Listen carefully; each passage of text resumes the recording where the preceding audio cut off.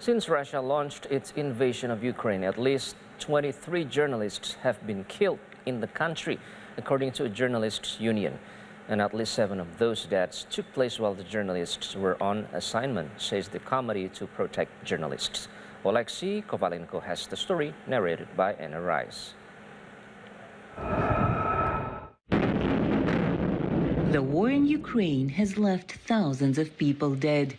Among them, at least 23 journalists, some of whom died while covering the war, according to the National Union of Journalists in Ukraine.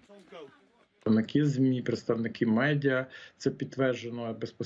professionals are a direct target of the occupational forces. This is confirmed by the death of our colleagues, photographer Maxim Levin, Alexandra Kuvshinova from Fox News, and others. This is confirmed by the testimony of those who were lucky enough to survive. A Swiss photographer's car was marked as press. It had all the signs. That, however, didn't stop Russian forces from shooting at the car, robbing it, taking the equipment and money.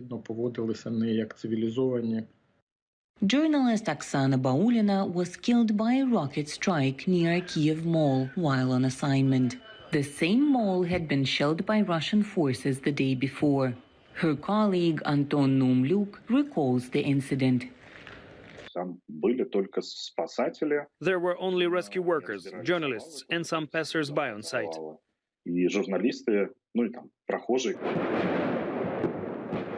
The Committee to Protect Journalists says it is difficult to prove that journalists and media staff are being killed in retaliation for their reporting. What we can say is whether the journalists were killed in a situation when they were doing reporting or were doing journalistic work. So in that regards, we can say that there are at least 7 journalists where we can clearly say that their death is confirmed as they were doing reporting, they were working as journalists when that happened. But there are many more that needs to be investigated. Carlos Martinez de la Serna knows it's not safe, but says journalists are playing a vital role in documenting the Russian invasion of Ukraine.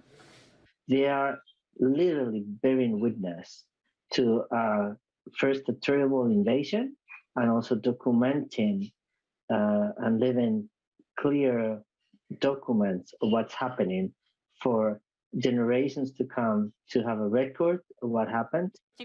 Anastasia Stanko once worked with photojournalist Maxim Levin, who was killed in Ukraine in March. The former editor-in-chief says, thanks to journalistic photo and video material, the world sees the war as it is. Some of the journalists stayed in the occupied cities and cities under siege.